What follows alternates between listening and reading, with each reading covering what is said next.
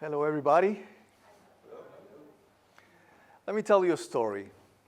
This story started sometime between, I think it was 1993. I was very young with a lot of hair at that time.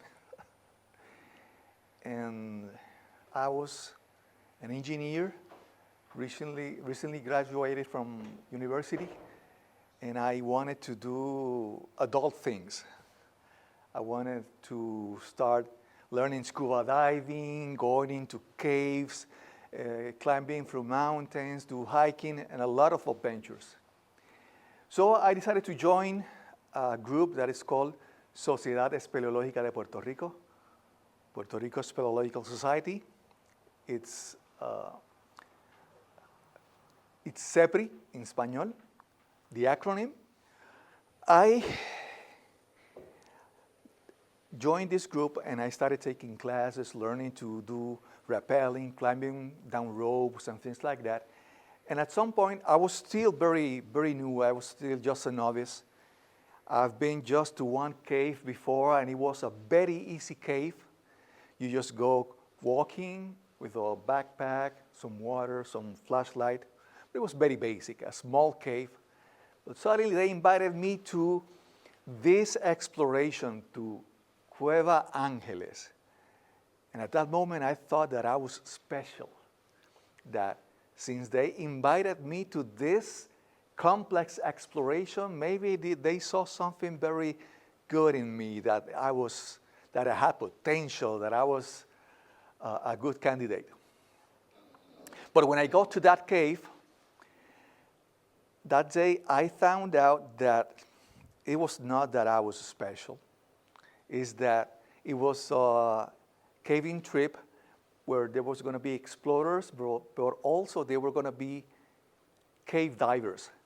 And they planned to go dive inside the cave in places that nobody has gone before.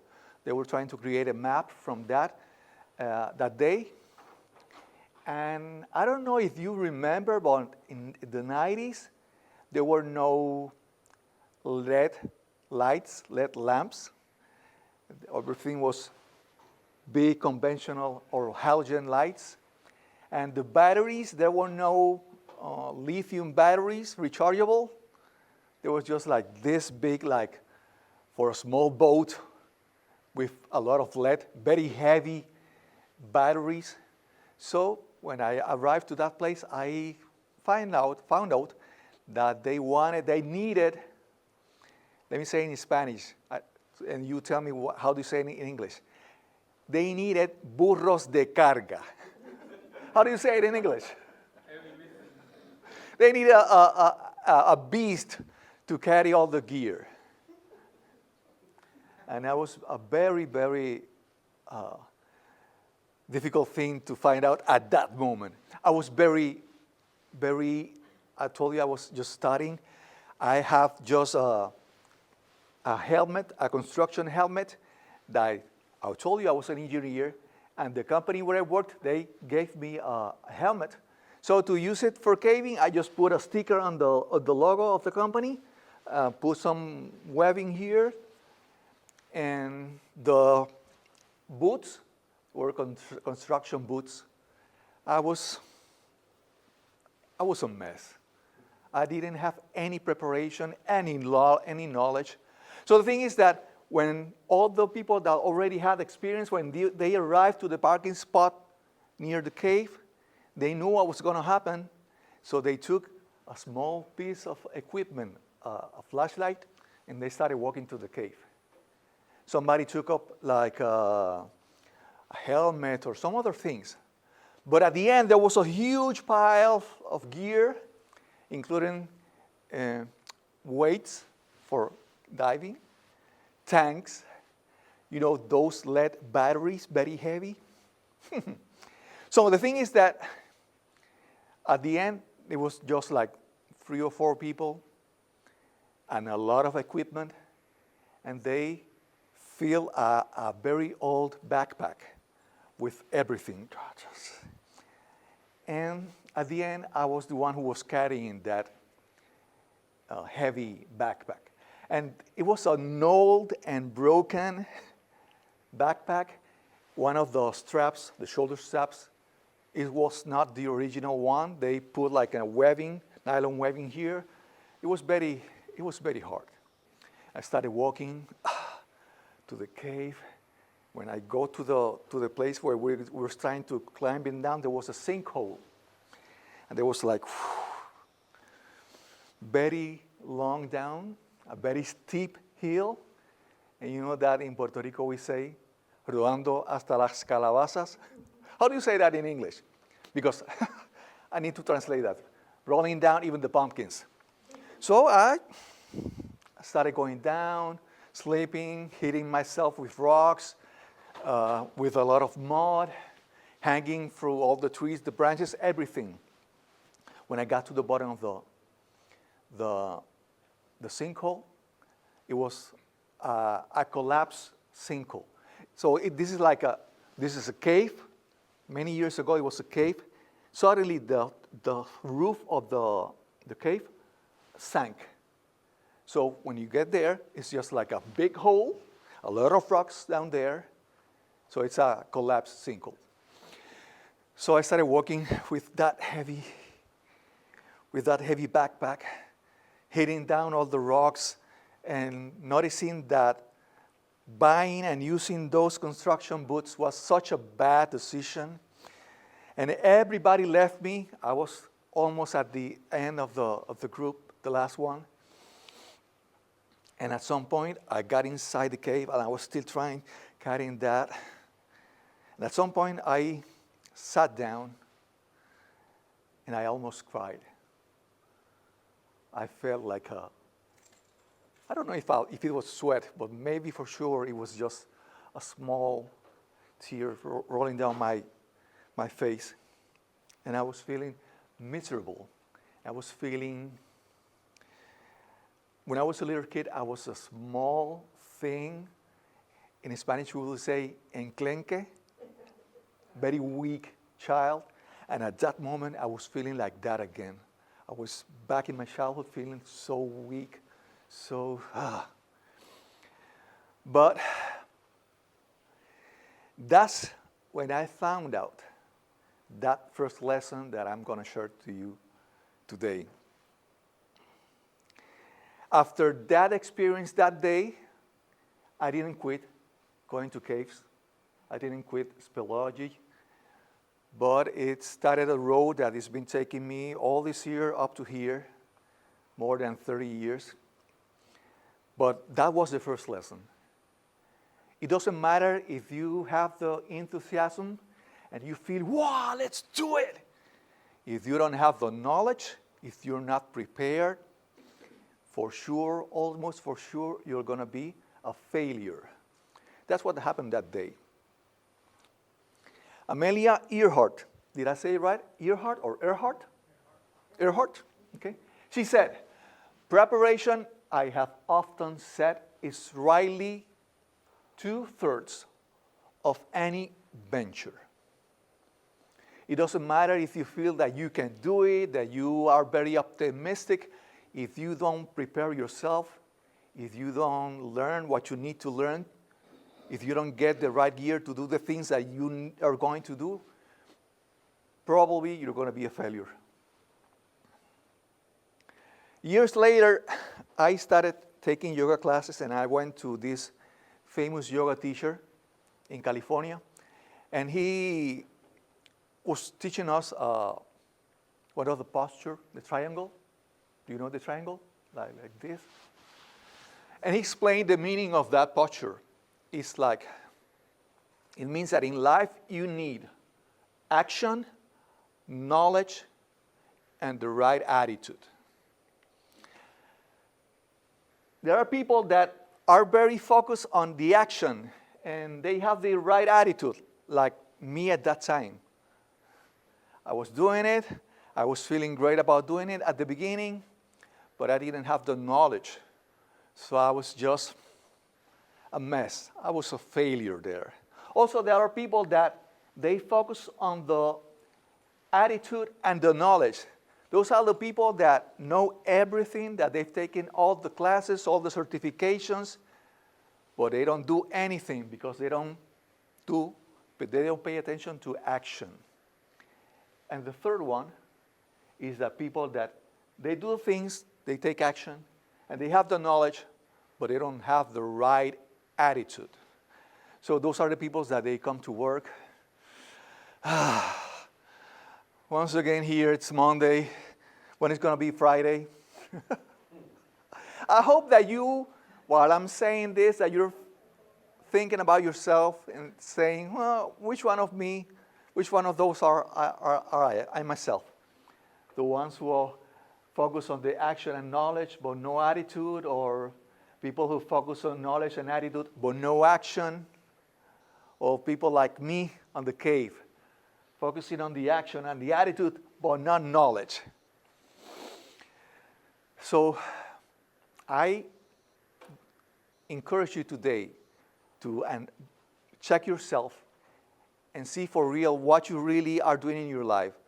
I'm trying to tell you, so you should look forward to try to make an equilateral triangle with all these three things: action, attitude, and knowledge.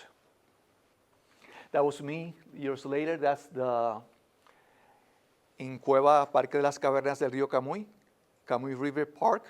That's the entrance to Tres Pueblos sinkhole. I was there on an expedition. I always liked that picture. And that small light over there is my kid, my son.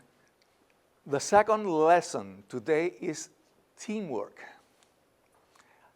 Back to the story, I was sitting on a rock, almost crying, nobody near me. I felt that I was going to carry that big, heavy backpack for the rest of the day. Suddenly, I saw a light that was coming. That was this guy that he stayed behind. He was trying to pick up all the people that were left out or were behind. So he was the last one. His name is Steve Seagal. That always makes me smile because he became later a great friend of mine. And sometimes people, when we were together, they say, he's a Steve Seagal. And people say, Steven Seagal? No, Steve Seagal. And this is Cristobal Colon. At some point, we went to a TV show. They were interviewing people about a lady that got lost in El Yunque, and we were part of the group trying to find her. And they were interviewing here. They were making fun of us, Cristobal Colon and Steven Seagal. But the thing is that Steve arrived and he saw me there, and I don't know what face I had, but maybe it was so obvious that I was so desperate, so in pain, that he started shouting to the rest of the group, "Hey, stop, everybody stop there. Okay, wait for us." He helped me with the backpack. We walk and we get to the group, and he said, "Well, this guy is almost broken. We have to open this backpack and distribute all the equipment with the rest of the people, because he's not gonna make it if he keeps carrying that backpack." At that moment, he was a saint. At that moment, that experience, that at the moment a big friendship started. Eventually, Steve became my wedding's best man. Best man? Yes, is that right? Yes. Mi padrino de bodas. But the thing is that up until that moment, there was no teamwork. Everybody was looking for themselves. All the people took up, each one took a flashlight or some ropes or some other equipment, and they started looking for themselves. There was no teamwork. But from that point on the expedition, we started working as a team. And there's this guy, his name is Patrick Lencioni. He's a writer, an author, and he writes on teamwork. And he says that, remember teamwork begins by building trust. And the only way to do that is to overcome our need for invulnerability. Let me explain that. At that moment in the cave, I was so ignorant. I couldn't hide my face.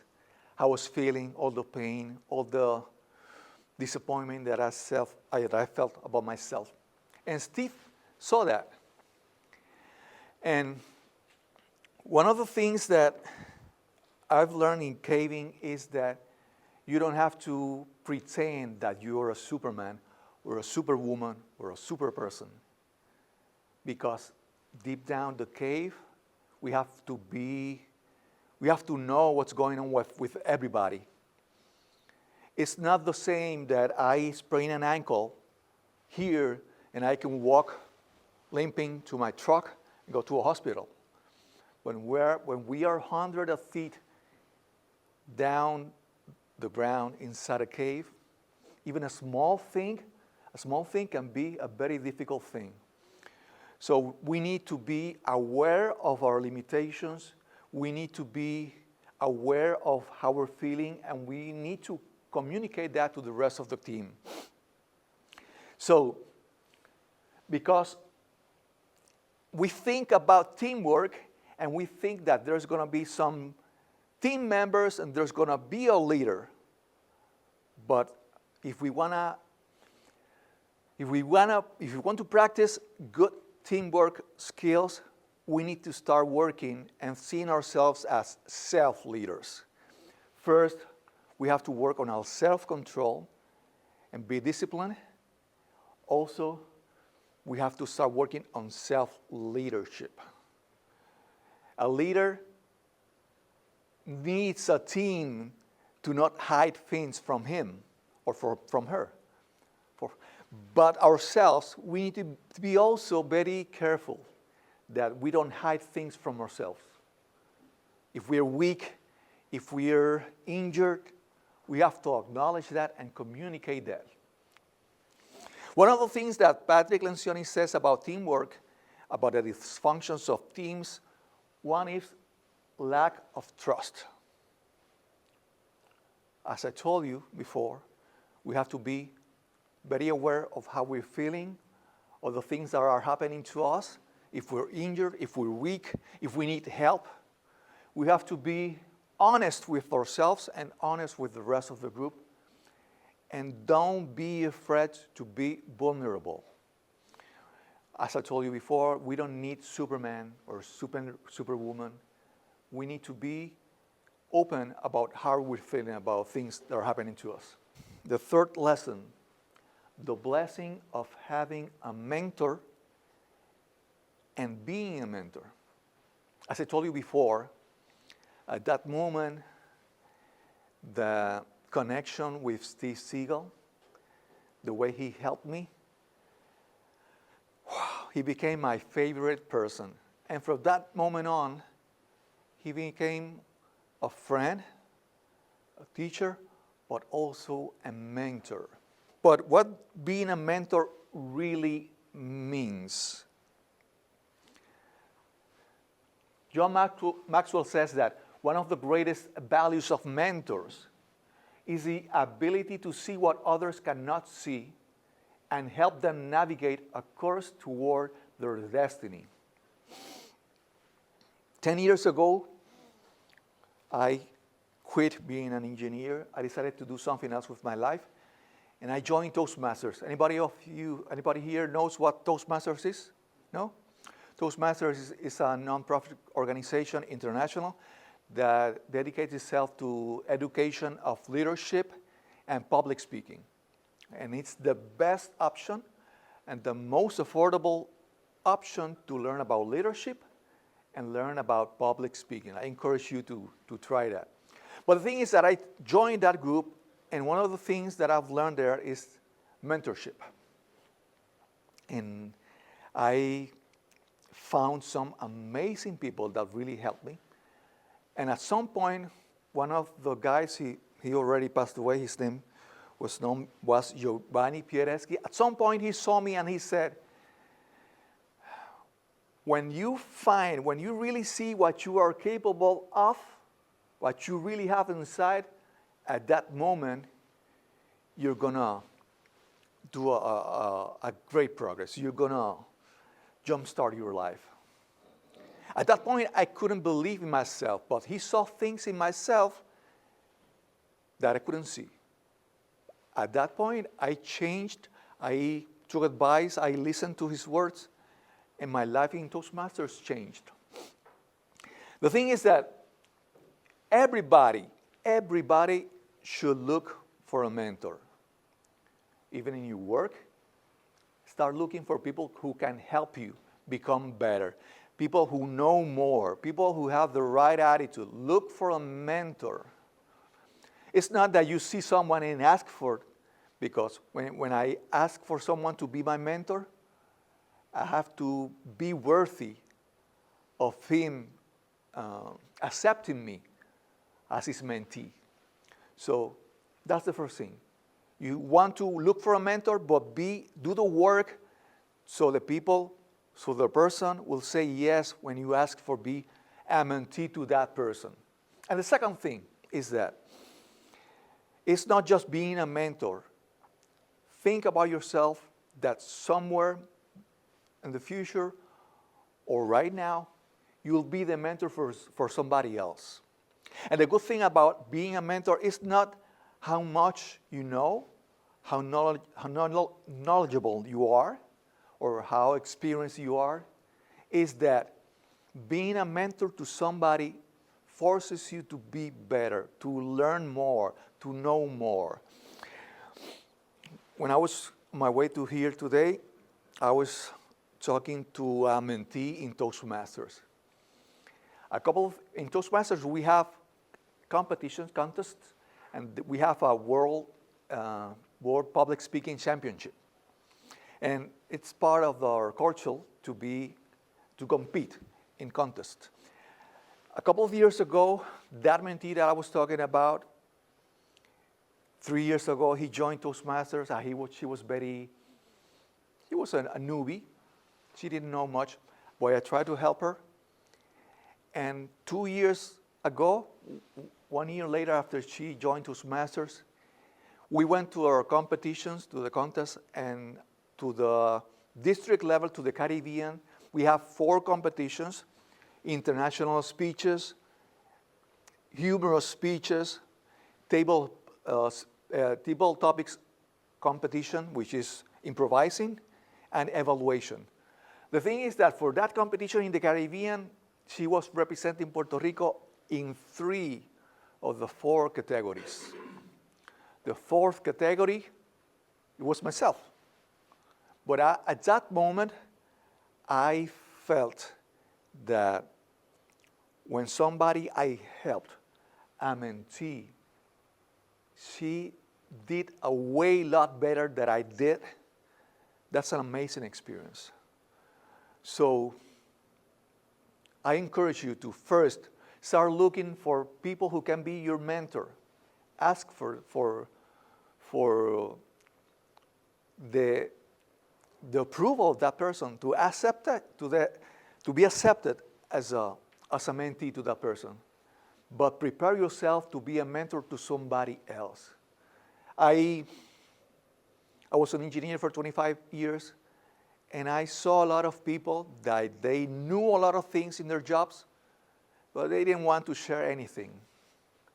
Because this is, en Puerto Rico decimos, estas son mis habichuelas. Do you know how to say that? This is my future. This is the way I make money. So they don't share the knowledge. They don't share the experience. Don't be afraid of that. Share what you know. Teach somebody else that is newer, that is younger. Become a mentor to that person. Because being a mentor is not about just knowledge. You're transforming lives. Look forward to help people. Don't be afraid to share what you know with somebody younger, with somebody newer in your company. I was thinking about how to describe what a mentor does. And I say that a mentor provides the maps. In Spanish, I say it mapa, but to make it work in English, it's maps. Because a mentor has to be first a model. I can show, I can tell, I can teach somebody to be different than I am. I have to be like that. I have to be knowledgeable. I have to be an expert. I have to be a model. So before you want to be a mentor, become a model to the rest of the people. Be a model. Second, you have to accompany people. Vas a acompañar. Go with that person side by side on the path to learn something. That's what you need to teach them. Third, you have to be able to find, to see the potential that that person has, but maybe that person doesn't even know that they have that potential. You have to be able to look deeper and find the potential that that person can really have. And finally, they have to support that person. As I told you before, being a mentor pushes you to grow and be better. Being a mentor doesn't mean that you're going to share your knowledge and somehow you're going to lose anything. No. You're going to become better. You're going to grow. You're going to learn. So I encourage you to first look for a mentor, and second, be eager to start becoming a mentor to somebody else. This is a final summary of the things that I told you today. Final summary. First, work on your equilateral triangle. Remember, action, attitude, and knowledge. Focus on one of those things if you think you're weak on that corner of the triangle. Action, attitude, and knowledge. Second, in a team and anywhere, don't be afraid to be honest and be vulnerable. If you need help in your office, in your job, ask for some help. Don't say, I know that, that's very easy, and then you don't know it. Be honest and be vulnerable. And third, look for a mentor and get ready to become one. Being a mentor, does anybody here has been a leader to children like sports team or Boy Scouts or anything? Anybody here? No? You should try that.